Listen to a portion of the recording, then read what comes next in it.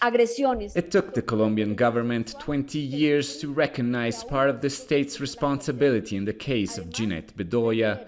The Colombian journalist was abducted, tortured and raped while investigating an armed trafficking network between paramilitaries and Colombian state officials in 2000. A nombre del Estado colombiano. In the name of the Colombian state, I recognize our international responsibility for the failings of the judicial system that did not realize a worthy penal investigation for the victim, and I offer an apology to Ginette Bedoya for the damage it caused. A Ginette Bedoya. Ginette Bedoya has campaigned for 2 decades to bring her attackers to justice. For her, the government's acknowledgement is another slap in the face. This is a case where part of the evidence has been lost, where my mother and I have constantly been threatened, where witnesses have been threatened and killed, and where to this day those who threaten me say I will be raped again. A full apology requires recognizing that these cases are not investigated at all, and the state offers no support to women who suffer the worst possible violence.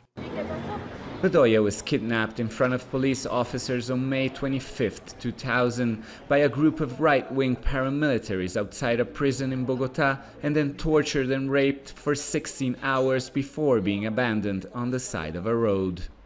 She says prison guards and the police were involved, and an army general and a police chief were behind the attack, among others. Her captors at the time told her the assault was a direct message to the press. The case has long lagged in Colombia's justice system, while Bedoya has become the symbol of all women and journalists fighting against impunity in the country. Attacks on journalists and women continue, just like 20 years ago. Impunity remains higher than 98% in these cases. So it's very difficult to believe the state when it says it's committed in the fight on crimes against journalists and women, when clearly it is not the case. These are not failings of a particular moment in time, they are structural.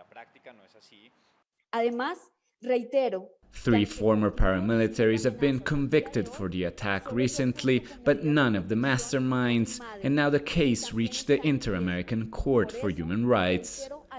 The court's decision, which is definitive and unappealable, is expected in November and could set a precedent for thousands of journalists and victims of sexual violence hoping to see justice prevail. Alessandro Ampietti, Al Jazeera, Bogotá.